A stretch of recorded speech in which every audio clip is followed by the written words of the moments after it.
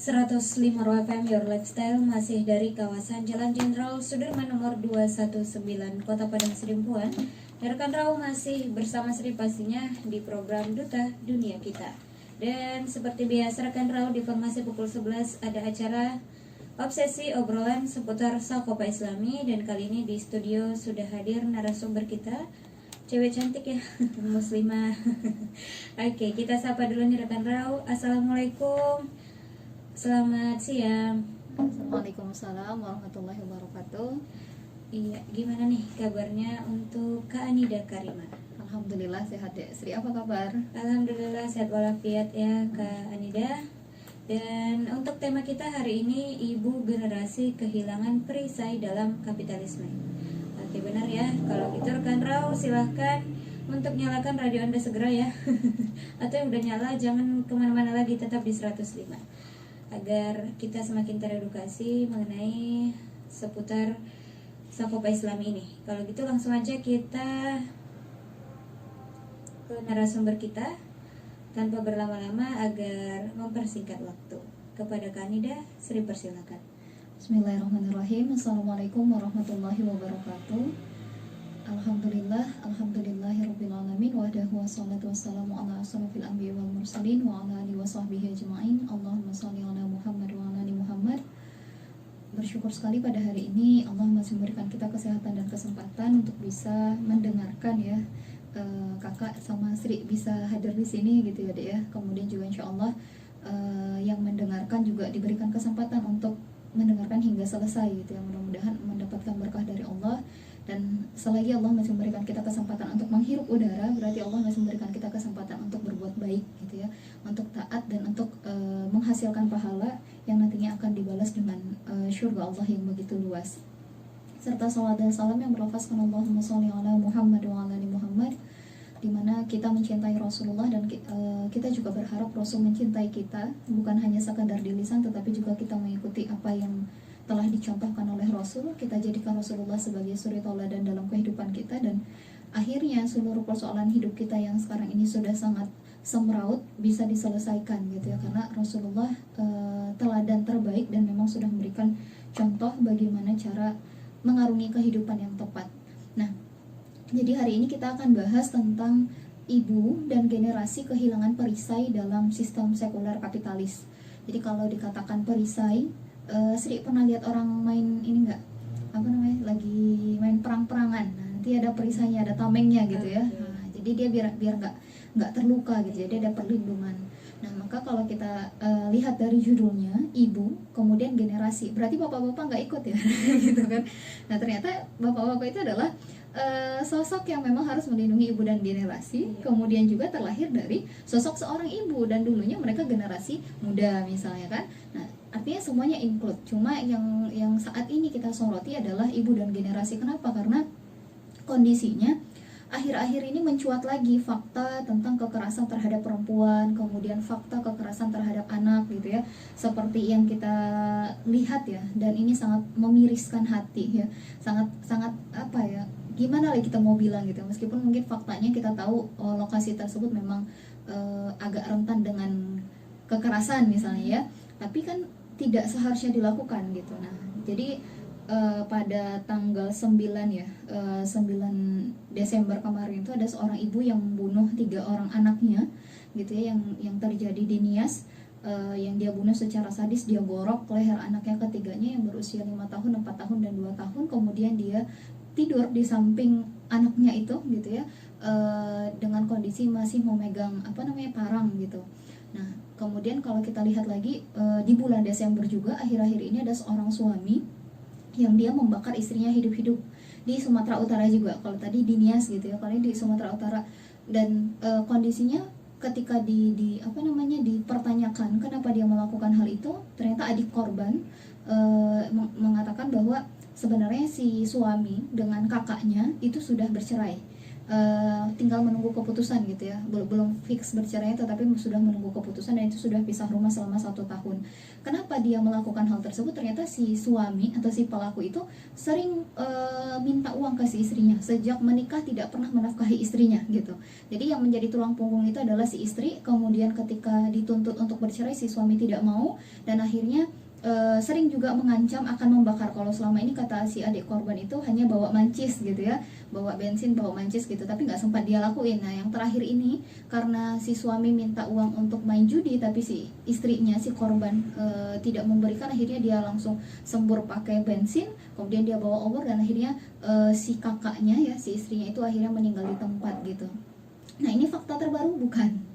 Apakah ini fakta terakhir? Bukan juga gitu loh. Jadi kalau kemarin juga dengar-dengar ya, jadi ibu Uma ya kalau bahasa kita di Sidimpuan. Iya. Ya, jadi Uma cerita ketika pergi ke pasar gitu, ternyata memang ya laki-laki sekarang ini nggak mau tuh pada kerja gitu. Ini udah rahasia umum gitu ya. Bahkan dibilang sama si ibu sama Uma gini. Jadi keterangan dari ibu-ibu yang ada di pasar, jam 4 pagi kami tuh Kak di sini banyak perempuan, terhitung yang laki-laki katanya. Jadi sebenarnya laki-laki ini paham nggak sih peran mereka sebagai suami gitu kan? Nah ini fakta yang ada di sekitar kita loh gitu ya. Dan apakah kita akan biarkan? Berarti ada sesuatu hal yang salah di sini. Nah kalau kita flashback lagi ke kasus Nias, kenapa bisa terjadi sedemikian? Ternyata ketika dicek gitu ya, ini juga karena isunya lumayan hangat kemarin di ILC juga dibahas. Jadi kata si suami ternyata dan istrinya itu kan si pelaku sudah meninggal ya karena tidak mau makan, diam saja, nggak mau makan, nggak mau minum, akhirnya muntah-muntah dan kemudian dibawa ke rumah sakit dan akhirnya meninggal juga. Tapi kan lukanya sudah terlalu besar ya gitu, kepada anak yang ditinggal ada satu lagi, kemudian kepada keluarga. Nah jadi ternyata si istri ini ya melakukan hal tersebut karena himpitan ekonomi gitu. Dia mengeluh himpitan ekonomi. Kemudian di cross check ke suaminya, ternyata mereka juga biasa makan itu sekali 3 hari gitu loh. Makannya cuma sekali 3 hari, kita kebayang nggak? Kita ya makan sekali sehari tuh udah nyampe rumah udah tepar, udah bawaannya marah-marah gitu kan. Rasanya semua orang mau dimakan gitu ya, karena kita lapar gitu. Nah kemudian si suaminya ini ternyata juga seorang, kalau bahasa Bataknya panderes ya. Nah cuma dapat penghasilan itu 200.000 per pekan. Itu juga nanti bisa berubah-ubah gitu ya. Bayangkan 200.000 per pekan berarti sebulan itu hanya ada 800 dengan istri 1, anak 4. Nah kemudian ditanya apakah nggak dapat bansos, ternyata memang tidak dapat bansos. Kenapa? Karena dia tidak punya kartu keluarga, harus diurus ke kecamatan gitu ya. Apakah itu fakta yang hanya satu saja? Enggak juga, rasanya banyak gitu ya. Apalagi di tengah pandemi sekarang banyak yang tidak dapat bantuan gara-gara apa? Atributnya tidak lengkap gitu loh. Tidak ada KK mungkin, tidak ada KTP gitu. Padahal urusan perut itu nggak bisa ditolerir sebenarnya gitu ya. Nah, apakah memang kalau kita lihat dengan kondisi seperti itu, wilayah Nias itu wilayah yang miskin? Ternyata tidak. Sangat luar biasa gitu. Apalagi kalau di atas namakan gara-gara kemiskinan, justru kita bertanya kemana kekayaan Nias. Ini masih satu pulau ya di Sumatera Utara yang kita nggak tahu. Mungkin Sri sama Kak betul-betul belum pernah ke sana ya, atau Sri udah pernah? Ya kan? Ini kita terlepas ya apakah di sana mayoritas muslim atau tidak, tapi kita berbicara tentang kemanusiaannya dan Islam mampu memecahkan itu gitu kan. Dan ternyata kalau kita lihat kondisi yang terjadi di sana, kalau kita lihat Nias itu wilayah tertinggal memang, ya kan, wilayah tertinggal, apalagi Nias Utara gitu ya. Dan ternyata kalau di wilayah Nias itu daerah yang tertinggal, tapi juga memiliki sejuta kekayaan sumber daya alam. Nah, sebagai sebuah wilayah kepulauan gitu ya, jadi Nias ini berada di Samudra Hindia dan dia punya potensi sumber daya laut yang luar biasa, termasuk sejumlah pantai yang sangat-sangat indah gitu. Sibolga itu indah mungkin ya, tapi lebih jauh indahnya lagi Nias gitu ya. Dan kalau kita lihat dari posisinya terdapat sejumlah pantai yang indah dan alami yang itu bisa digunakan sebagai potensi objek wisata selancar. Bahkan apa yang dikatakan oleh Gubernur Sumatera Utara Edi Rahmayadi, dia mengatakan bahwa Nias itu sebagai tempat wisata selancar terbaik nomor 2 setelah Hawaii gitu. Kalau ke Hawaii orang harus menghabiskan 30 juta gitu ya sekali berselancar. Ini ke Nias aja deket gitu kan. Nah kemudian dilansir lagi dari DKP prof.go.id, ternyata potensi pengembangan Nias itu ada di penangkapan ikan, kemudian di pengolahan ikan, dan budidaya laut itu ada yang terdiri dari rumput laut, kerapu, kakap, budidaya ikan tawar gitu ya. Kan kita banyak ya punya ikan mas, ikan nila, ikan lele, ikan patin, gurame, dan yang lainnya lah gitu. Kemudian ada lagi budidaya tambak yang terdiri dari udang dan yang lainnya. Nah, ini kita bicara tentang perairannya. Kemudian kalau kita bicara tentang pertaniannya, seharusnya masyarakatnya tidak mengalami kesulitan ekonomi. Jadi ketika kita simak di ILC itu, kepala desanya menceritakan bahwa banyak loh yang berprofesi dan kondisi ekonominya itu sama dengan kondisi ekonomi dari keluarga yang kehilangan anak yang 3 tadi, yang punya penghasilan hanya 200.000 per minggu gitu ya, yang hanya sebagai penderes gitu. Jadi berarti memang betul-betul tertinggal ya, betul-betul terjadi kemiskinan di sana gitu, sehingga itulah yang menyebabkan banyak sekali kasus kekerasan dan akhirnya berujung dengan perenggutan nyawa gitu. Nah, maka kalau kita lihat seharusnya warganya tidak mengalami kesulitan ekonomi, apalagi harus menahan lapar karena kemiskinan yang 1 kali makan untuk 3 hari gitu ya. Maka ini sesuatu hal yang sangat ironis gitu. Jadi kalau kita lihat sesungguhnya pertanian di sana pun juga sangat luar biasa banyaknya. Maka apa sebenarnya yang menjadi persoalan di sini gitu ya, sehingga ini beberapa bulan yang lalu juga ada kejadiannya anak yang bunuh diri gara-gara apa? Proses pembelajaran jarak jauh yang menyita paket data ini itu segala macam gitu kan, akhirnya dia bunuh diri. Kemudian di Nias juga ya kalau tidak salah, kejadian yang tadi yang saya sebutkan, dan masih banyak lagi gitu. Maka kalau kita lihat kondisinya, betul nggak sih kemiskinan ini merajalela di negara kita? Ya kan, meskipun faktanya kabar-kabarnya nih ya, angka kemiskinan itu menurun, tapi ternyata setelah di cross check bukan kemiskinan yang menghilang, tetapi standar kemiskinan yang diturunkan. Itu yang jadi persoalan gitu kan. Nah, kalau kita lihat di Indonesia sendiri itu sangat terjadi ketimpangan ekonomi. Apakah hanya di Indonesia? Sebenarnya tidak. Cuma karena kita tadi mengerucutkan persoalannya di Nias, kemudian yang terjadi di Sumatera Utara, dan berbagai kasus terjadi pembunuhan dengan alasan ibu membunuh anaknya karena kasihan melihatnya tidak makan, kemudian stres gara-gara tidak punya ekonomi segala macamnya, kemudian dari tekanan suami gitu ya, dari tekanan masyarakat juga, macam-macam lah gitu ya, tekanan pekerjaan dan yang lainnya, akhirnya kasus-kasus sedemikian senantiasa berulang gitu. Maka kalau kita lihat ternyata kesenjangan tadi seperti yang dirilis oleh Forbes ya, salah satu situs yang memang mengurutkan orang-orang terkaya apakah di dunia atau di satu negara, ternyata 50 orang terkaya di Indonesia, peringkat pertama hingga ketiga itu masih diduduki oleh mereka yang pada tahun lalu masih berada di peringkat orang terkaya di Indonesia. Jadi peringkat 1, 2, 3-nya nggak berubah dari tahun lalu dengan tahun sekarang gitu ya. Dan Hartono bersaudara berhasil mempertahankan kedudukan sebagai orang terkaya di Indonesia. Mereka itu pemilik PT Jarum dan PT Bank Sentral Asia (BCA), ya kan. Dan berapa besar kekayaannya gitu loh, 38,8 miliar US dollar atau setara dengan 546,9 triliun. Jadi kalau kita bandingkan, ada yang sangat kaya punya uang sampai 500 triliun, ada yang kondisinya tidak bisa makan gitu loh, ya kan? Jelas ini adalah sebuah kesenjangan. Dan kemudian merilis juga ada 5 orang terkaya yang paling muda di Indonesia. Salah satunya adalah Haritanu gitu ya. Jadi kita ngeliat Haritanu tuh banyak ya hartanya, ternyata ada yang lebih tinggi, yang lebih banyak lagi gitu kan. Nah, maka kalau kita lihat dengan kondisi ini, ternyata apa yang terjadi di Indonesia ini semua disebabkan oleh sekuler kapitalisme. Ya, makanya tadi judulnya Ibu dan Generasi Kehilangan Perisai di Sistem Sekuler Kapitalis. Nah, kalau kita jelaskan apa itu sistem sekuler kapitalis, setelah runtuhnya daulah Islam gitu ya, kemudian berganti dengan sistem sekuler yang memisahkan agama dari kehidupan. Karena dulu di masa Eropa kuno mereka merasa terbelakang. Semua itu adalah milik raja gitu ya, semua milik kaisar. Kemudian nanti dibenarkan oleh agamawannya gitu ya. Lalu kemudian apa kata kaisar, itu tanah saya, kalian harus bayar upeti segala macam ya, harus dilakukan oleh masyarakatnya. Maka orang-orang yang mulai berpikir, akhirnya mereka bilang begini ya, kalau kita masih diatur dengan aturan agama, akhirnya nanti kita bakalan senantiasa terbelakang. Maka muncullah pergolakan di Eropa yang kita kenal dengan masa Renaissance gitu kan, sehingga mereka menginginkan untuk berubah, tidak lagi diatur dengan agama gitu. Nah, akhirnya karena mereka tidak ingin lagi diatur dengan agama, ada sebagian yang mengatakan bahwa agama itu harus dihilangkan, kemudian ada sebagian yang lain mengatakan nggak apa-apa agama itu ada tapi tidak mengatur kehidupan. Nah, disinilah awal asal muasalnya gitu ya, resmikannya, nah gitulah bahasanya, diresmikannya sistem sekuler tadi yang memisahkan agama dari kehidupan. Dan kemudian kalau dipisahkan agama dari kehidupan, lantas siapa yang buat aturan agama? Nah muncullah ya, diadopsilah teori demokrasi gitu ya, yang mengatakan bahwa suara rakyat adalah suara Tuhan, suara manusia itu adalah suara Tuhan gitu. Sebenarnya manusia yang mana kan gitu ya persoalannya. Lalu kemudian bagaimana pelaksanaan sistem ekonominya? Sistem ekonominya memakai ya sistem ekonomi kapitalis, di mana kalau Anda punya modal ya silahkan kelola. Nah, di mana peran negara? Peran negara itu hanya sebatas regulator. Kita butuh aturan apa sih? Nah, buat aturan perdagangan internasional, buat aturan ini, aturan itu. Tapi kalau kita lihat, karena tadi balik lagi yang buat aturan adalah manusia, otomatis akan dipengaruhi oleh siapa yang akan diatur, kemudian siapa yang akan mengatur, gitu kan ya.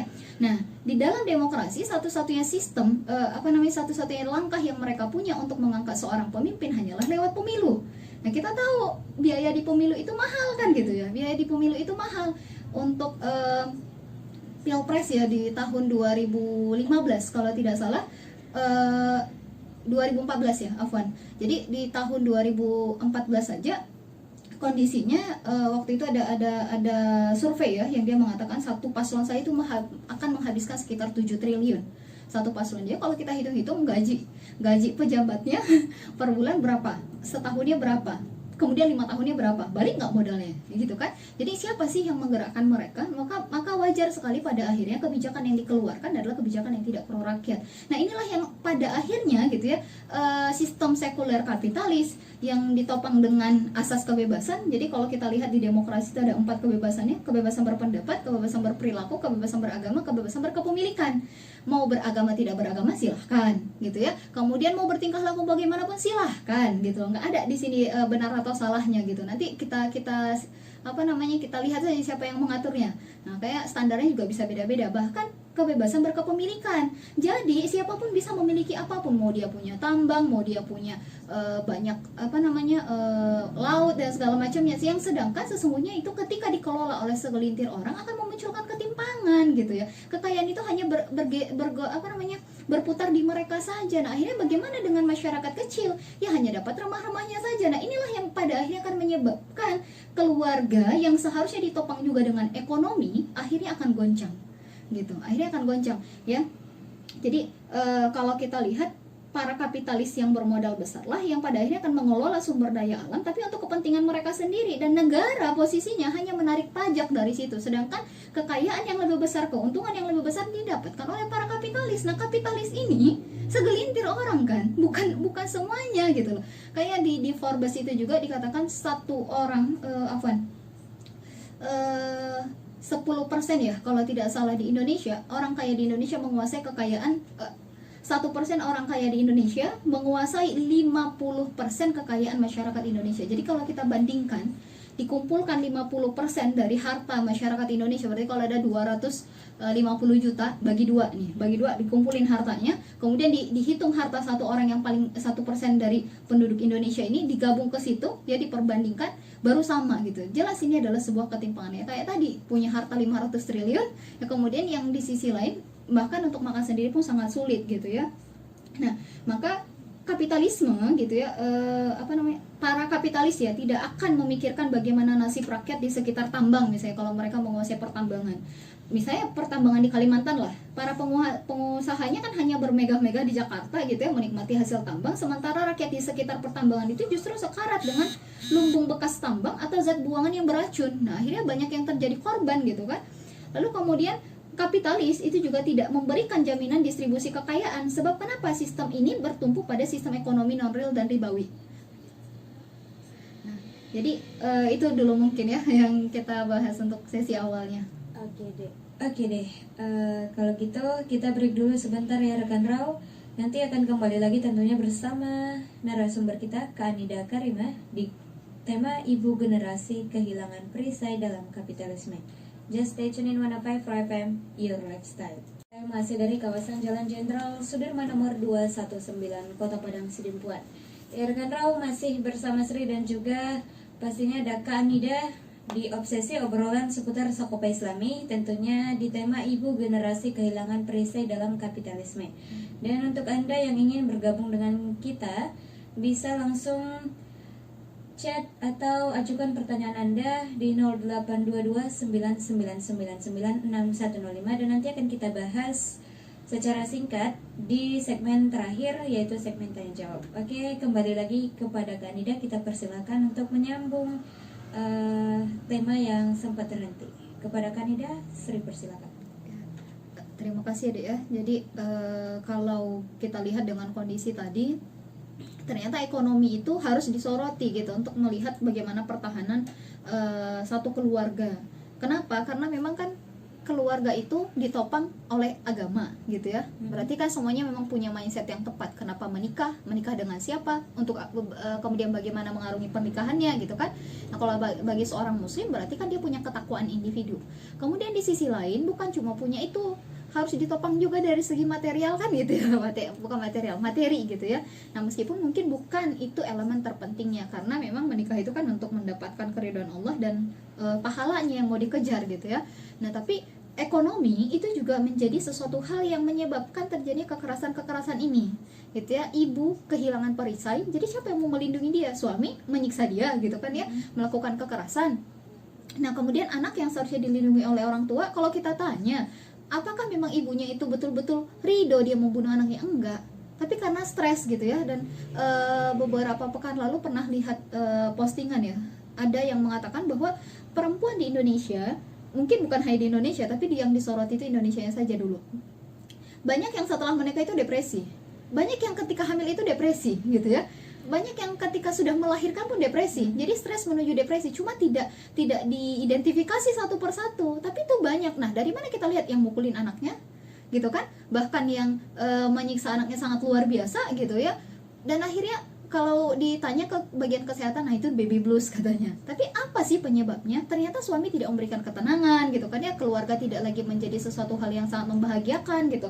Kalau dalam Islam prinsipnya adalah rumahku syurgaku, lah kok jadi rumahku nerakaku gitu ya. Nah jadi ini persoalan yang memang harus diselesaikan skala negara, nggak bisa diserahkan kepada individu. Mungkin akan ada individu yang mengatakan itu kan keluarga mereka, keluarga saya baik-baik saja. Nggak bisa seperti itu. Kita mengatakan masyarakat kita baik-baik saja ketika memang mayoritas merasakan kebaikan. Nah ini persoalannya mayoritas merasakan ketidakbaikan gitu kan ya. Belum lagi kalau kita berbicara keamanan dan yang lainnya. Ini masih bicara skala satu keluarga gitu ya.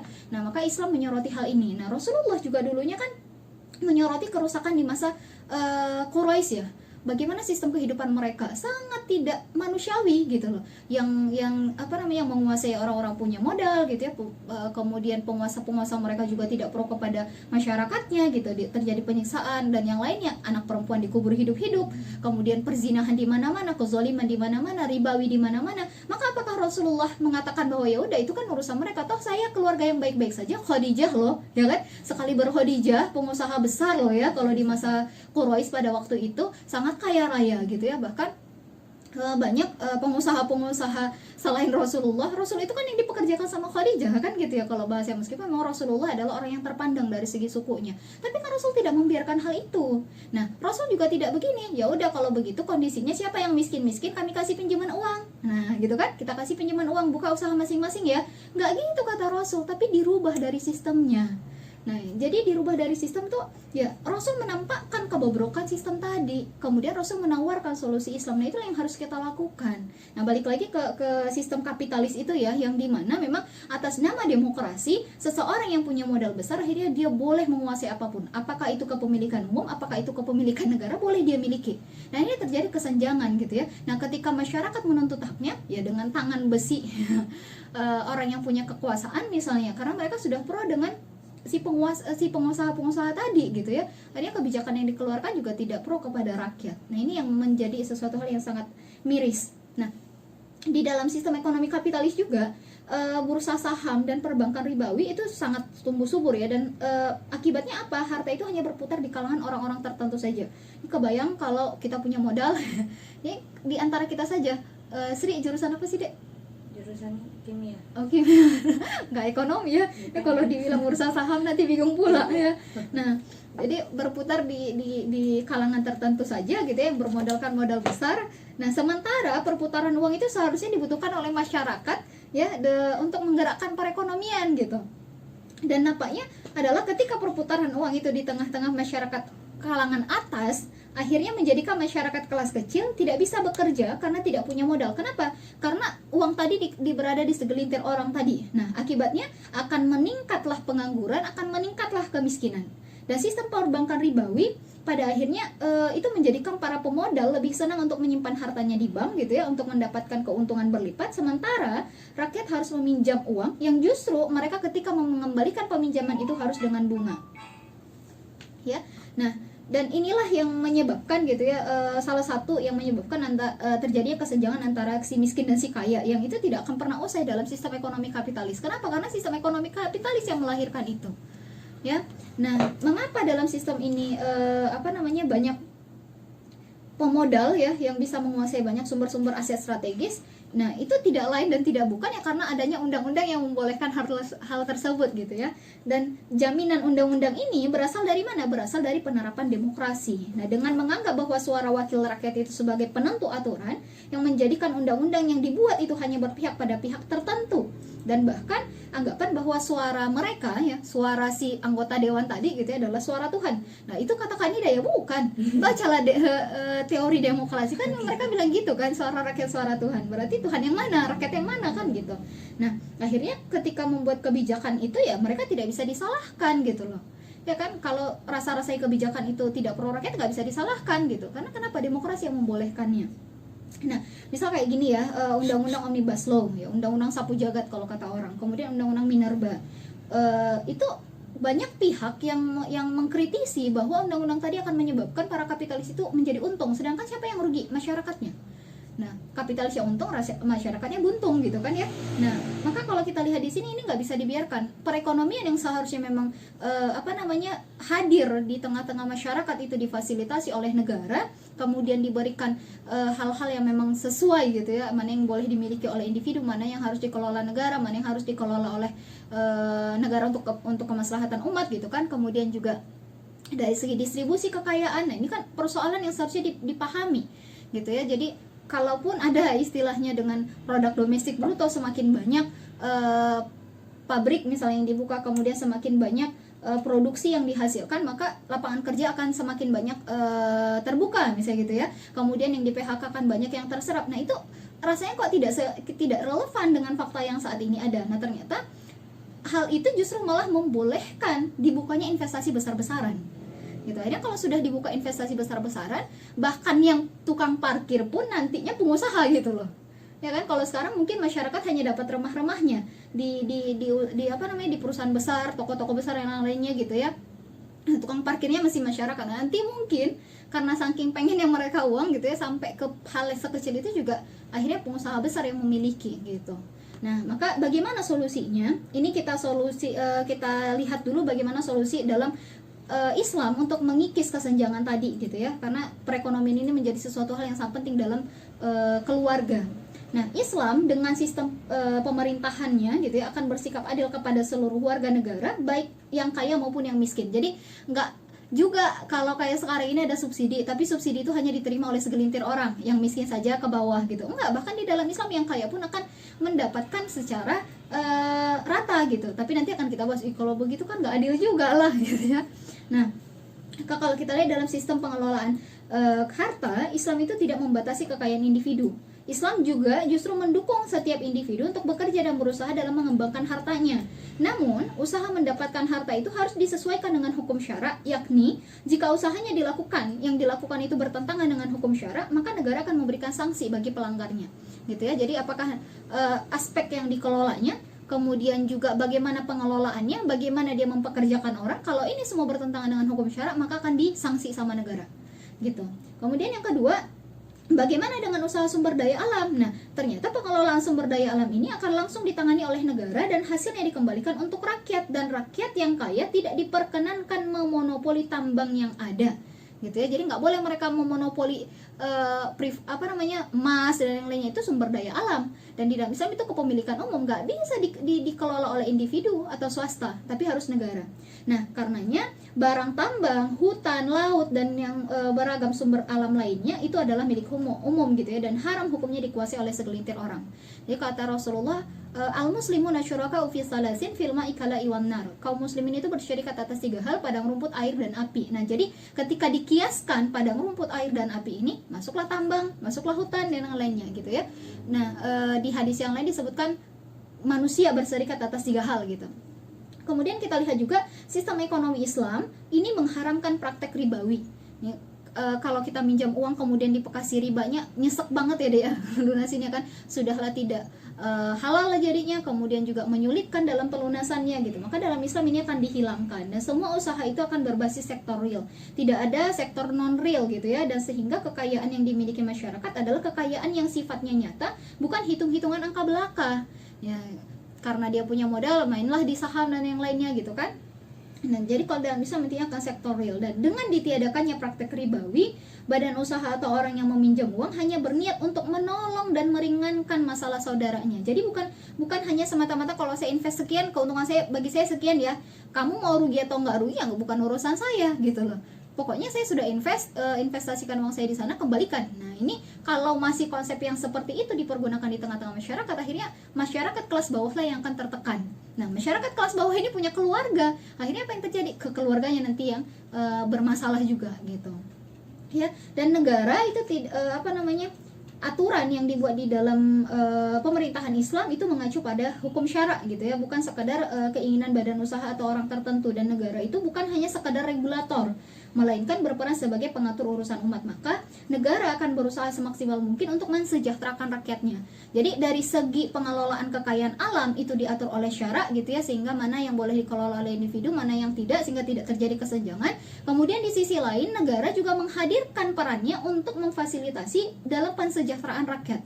Nah, yang sudah pernah Kak sampaikan ya deh ya, kayak 2 pekan yang lalu itu, ternyata kebutuhan individu, kalau kita bilang kebutuhan primer mungkin sandang, pangan, papan.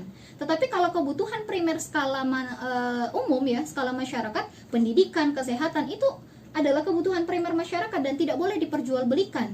Sehingga kalau ini sudah terpenuhi oleh oleh negara, dipenuhi negara kepada masyarakat, dan akhirnya nanti lapangan pekerjaannya disediakan gitu ya, karena tidak terjadi ketimpangan yang sebelumnya, kemudian difasilitasi, lalu nanti dipahamkan ke tengah-tengah masyarakat siapa yang wajib untuk bekerja gitu ya, siapa yang wajib untuk bekerja. Akhirnya mindset di tengah-tengah masyarakat juga akan dibangun gitu loh.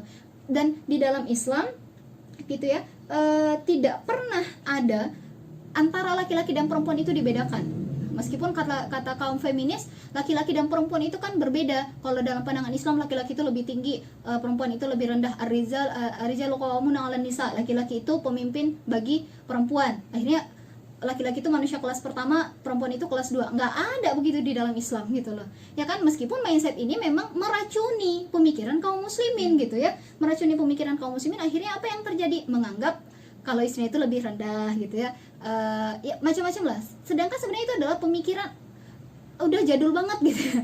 Kayak Islam juga hadir di masa Rasulullah untuk menyelesaikan persoalan itu, karena Romawi, kemudian Yahudi dan yang lainnya menganggap ya perempuan itu memang makhluk kelas 2, bahkan tidak punya arti. Nah, Islam mengatakan bahwa perempuan itu manusia yang sangat mulia, perempuan gitu ya. Nah, akhirnya dengan mindset seperti ini akan memunculkan ketenangan di tengah-tengah masyarakat. Lalu kemudian kita lihat juga, selain ya Islam itu mampu memberikan lapangan pekerjaan dan yang lain itu diatur sistem perekonomiannya, kemudian juga masyarakat itu didorong untuk saling membantu. Kata Rasulullah, jikalau seseorang tidur dalam kondisi kenyang sedangkan tetangganya tertidur dalam kondisi lapar, maka ketika dia mati pada saat itu surga diharamkan baginya. Coba cek, ada nggak ajaran agama yang seperti ini kecuali Islam gitu ya. Dan itu bukan diklaim, oh pokoknya saudara tetangganya yang muslim ya, kalau yang non muslim nggak usah dicek, nggak ada gitu ya.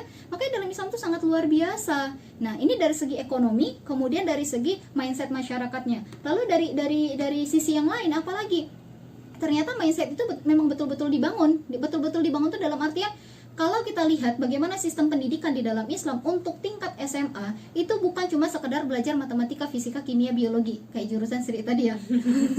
Nah, jadi apa, di tingkat SMA itu juga belajar bagaimana pendidikan berumah tangga, sehingga mereka paham kenapa harus menikah gitu ya, apa yang harus dilakukan, apa kewajiban suami, apa kewajiban istri, dan apa yang diwajibkan pada istri bukan berarti istri lebih lemah daripada suaminya, justru itu peran yang sangat strategis.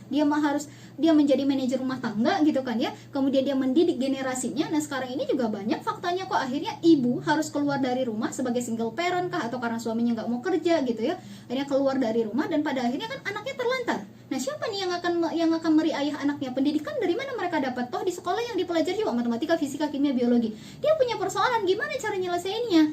Akhirnya dia juga tidak mengenal Tuhannya, dia tidak mengenal jati dirinya gitu ya. Akhirnya yang terjadi, generasi kita juga kehilangan jati diri.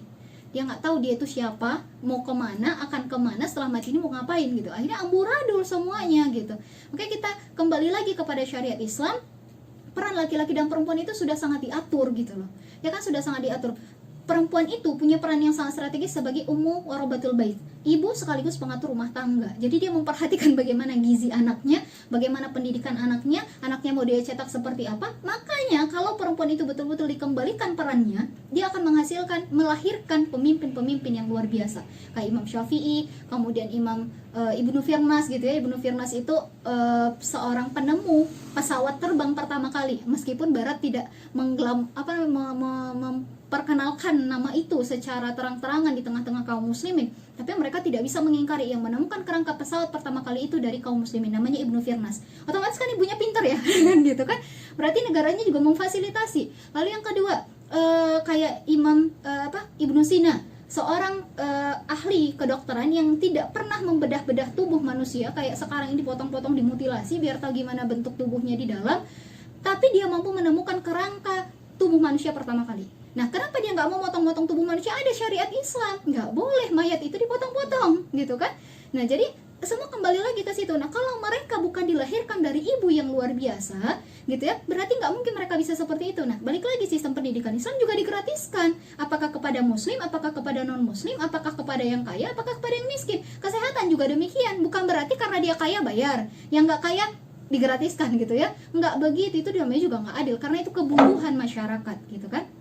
Itu kebutuhan masyarakat. Jadi kalau kita lihat ke sana, maka apakah mungkin akan terjadi ibu menyiksa anaknya lagi? Nggak mungkin. Nah, kalau ini satu lagi deh ya. Kalau misalnya ada perseteruan, ternyata suaminya nggak mau ngasih uang misalnya gitu kan, ternyata suaminya nggak mau diajak kompromi. Nah, di dalam Islam dulunya kejadian itu pernah terjadi. Di masa Rasulullah, istrinya Abu Sufyan pernah menyampaikan kepada Rasul kalau Abu Sufyan ini pelit gitu kan, pelit, dia punya uang tapi nggak ngasih gitu. Jadi apa kata Rasulullah? Ini nanti diluruskan ya ibu ya, nanti salah pula mafhumnya. Silahkan ambil secara yang ma'ruf gitu kan, tapi kan difahamkan adanya khalifah di dalam Islam, adanya pemimpin di dalam Islam juga melihat hal itu. Ada nggak keluarga-keluarga yang tidak paham? Maka kalau ada yang tidak paham mana kewajibannya, mana tanggung jawabnya, mana hak dari istrinya, mana hak dari suaminya, kemudian anak juga harus paham ketakwaan individu yang harus dibangun gitu ya, masyarakat juga saling mengontrol tentang ketaatan tadi, kemudian negara juga hadir untuk memfasilitasi gitu ya. Nah, kalau itu sudah terjadi gitu kan ya, kalau itu sudah terjadi maka akan terjadilah ketenangan hidup gitu ya, maka akan adalah rahmat bagi seluruh alam untuk manusia. Nah, di masa Umar bin Khattab juga pernah sedemikian gitu ya. Jadi negara memastikan laki-laki sebagai pemimpin ya, qawam tadi, kepemimpinannya itu dia fahami, dia memimpin untuk apa? Bukan cuma sekedar cari uang, tapi memang mendidik keluarganya gitu ya, memainkan peran yang strategis juga gitu loh. Jadi saling berkasih sayang, hubungan antar manusia itu berkasih sayang, bukan karena kamu istri saya, kamu suami saya, nggak seperti itu. Kamu orang tua saya, jadi tuntutan saya begini-begini, kamu kan anak, kamu seharusnya begini-begini. Nggak cuma sebatas itu. Jadi Islam nanti dari segi pendidikan pun akan difahamkan. Jadi sekolah itu bukan cuma sekedar belajar matematika, meskipun memang akan dipelajari. Nggak mungkin lah akan dipelajari, banyak banget yang dipelajari.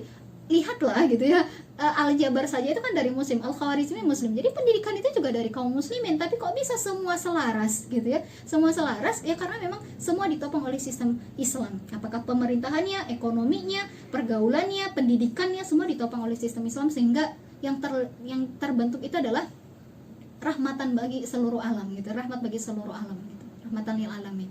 Insyaallah ya. Jadi kalaupun ada ya, ini kasusnya kan non muslim yang dinias, ya kan negara hadir untuk melindungi gitu kan ya. Kalau misal kenapa nyawa manusia juga sekarang murah, lihatlah hukumnya adil nggak gitu kan. Kalau di dalam Islam hukum itu kan fungsinya dua, kuratif sama preventif. Kalau misalnya dia akan melakukan terjadi pembunuhan, maka hukumnya di dalam Islam, ya ayyuhalladzina amanu kutiba alaikumul qisas. Maka ini sebenarnya perlu dipertanyakan keimanan kita. Kita iman kepada satu ayat, tapi kita tidak iman kepada ayat yang lain. Itu tentang qisas di ayat di Al-Baqarah ayat 178. Dan kemudian tentunya di formasi pukul 12 sudah masuk di menit ke-6, dan kita sudah masuk di segmen tanya jawab bersama Kak Anida Karimah di tema Ibu Generasi Kehilangan Perisai dalam Kapitalisme. Kita cek dulu dari via WhatsApp ada siapa nih. Assalamualaikum, berbicara mengenai kesenjangan ekonomi di negeri sekuler kapitalistik yang sangat masuk akal saat dibahas sesuai prinsip-prinsip yang dianutnya. Pertanyaannya, jika Islam mampu menghapus kesenjangan ekonomi, apakah itu berarti dalam sistem Islam tidak ada orang miskin? Kemudian, Assalamualaikum. Oke, bagaimana sebenarnya peran perempuan dalam Islam? Dan ada siapa lagi nih? Assalamualaikum Kak Nida dan Kak Sri. Umat saat ini dilihat tambah lama tambah miris dan banyak persoalan, apa sebabnya? Tolong Kak Nida solusinya. Oke deh, kepada Kak Nida boleh silahkan dijawab pertanyaan dari para pendengar kita. Nah, jadi tadi yang pertama kan, kalau begitu apakah memang tidak ada yang miskin di dalam Islam gitu kan? Jadi sama sekali kaya semua atau misalnya menengah ke atas semua gitu. Nah, kalau kita lihat dari faktanya memang bisa kita jamin. Sebab kenapa di masa Umar bin Abdul Aziz, salah seorang khalifah di masa kekhilafahan Islam, sampai tidak ada yang berhak menerima zakat. Jadi kalau kita lihat yang berhak menerima zakat itu kan di Quran surah At-Taubah ayat 60, ada fakir, miskin, ghorimin, dan ada 8 asnaf ya. Berarti tidak ada fakir, tidak ada miskin gitu loh. Kenapa bisa sedemikian? Karena kondisinya zakat itu memang dialihkan ya ke orang yang berhak untuk menerimanya. Kemudian posisinya zakat itu pun tidak ditunggu untuk dibayarkan. Nih, kalau sekarang kan ditunggu di masjid misalnya kalau mendekati bulan Syawal. Nah, jadi ditunggu dulu mereka mau bayar atau tidak. Nah, kalau di dalam Islam dijemput ke rumahnya. Gitu, dijemput, dihitung hartanya gitu kan, kemudian berapa zakat yang harus dia keluarkan. Kemudian bagaimana pembagian zakatnya? Dihantarkan. Jadi memang petugas zakatnya tahu mana nih yang betul-betul membutuhkan, mana yang tidak. Nah, jadi kalau kayak kondisi yang di Nias itu pun kan sebenarnya mereka tidak teridentifikasi ke sana. Bisa jadi ada yang mandek nih pendataan gitu. Atau kayak inilah bansos dan segala macamnya. Banyak kan masyarakat yang seharusnya dapat pada akhirnya tidak bisa dapat, atau memang ya jumlah yang bisa mendapatkannya itu minim dibanding dengan yang seharusnya mendapat gitu loh. Yang seharusnya dapat tuh sekian juta orang, yang dapatnya cuma sekian gitu. Kenapa? Karena dananya terbatas gitu ya. Jadi kalau di dalam Islam, kalau kita telisik lagi, ada nggak sih sebenarnya yang miskin? Ada, tapi miskin itu jadi poinnya dua, pilihan. Dan kemudian yang pertama itu dia mau miskin atau tidak itu pilihan dia. Jadi ada istilahnya zuhud gitu ya, dia nggak mau yang berglamor-glamor gitu kan. Tapi di sisi lain, kalaupun miskin, berarti itu kondisinya standar kemiskinannya tidak sama dengan standar kemiskinan kita sekarang. Nah, berarti sama dong kayak di Amerika. Siapa bilang? Amerika itu juga banyak kok gelandangannya. Iya kan? Penganggurannya juga banyak, kriminalitasnya juga banyak gitu ya. Di Eropa sama juga kok gitu ya. Cuma kan kita tahu lah media akan menampilkan mana negara yang kaya, mana yang tidak gitu. Ya seolah-olah ya kalau mau bagus, tirulah mereka kan gitu ya. Jadi kalau di dalam Islam, miskin itu pilihan, jadinya pilihan, atau memang yang kedua standar kemiskinan itu tidak serendah kayak sekarang. Nah, jadi orang miskin pun untuk pendidikan dia nggak masalah, untuk kesehatan pun dia nggak masalah karena sudah ditopang oleh negara. Bahkan kalaupun misalnya dia nggak punya rumah gitu ya, kan masjid itu ada serambinya. Nah, ini kebiasaan di dalam Islam akan disediakan. Kemudian misalnya bagi mereka yang bersekolah, di mana mereka dapat makanan kalau mereka tidak punya kiriman dari orang tuanya? Nah, kan ada dapur-dapur umum. Pernahkah kita terfikir Imam Bukhari, seorang imam besar yang mengumpulkan hadis, dia belajarnya dari mana? Dia kan dari wilayah Bukhara. Bukhara itu selatan Rusia, ya kan? Nah, selatan Rusia itu jalan sampai ke Makkah. Jangan dibayangkan jalan kaki ya, dulu kan ada unta kan gitu. Cuma pernahkah kita terfikir kalau dia hanya memikirkan untuk cari ilmu saja, gimana makannya? Nah, di dalam Islam kan bagi mereka yang belajar itu difasilitasi gitu.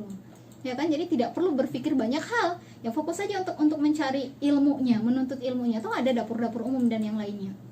Nah, jadi tidak mungkin akan terjadi kelaparan besar-besaran, kecuali kondisinya memang masa paceklik. Misalnya ketika di masa Umar bin Khattab, waktu itu terjadi bencana alam gitu ya, kekeringan yang sangat luar biasa sehingga tidak ada tanaman yang tumbuh dan yang lainnya.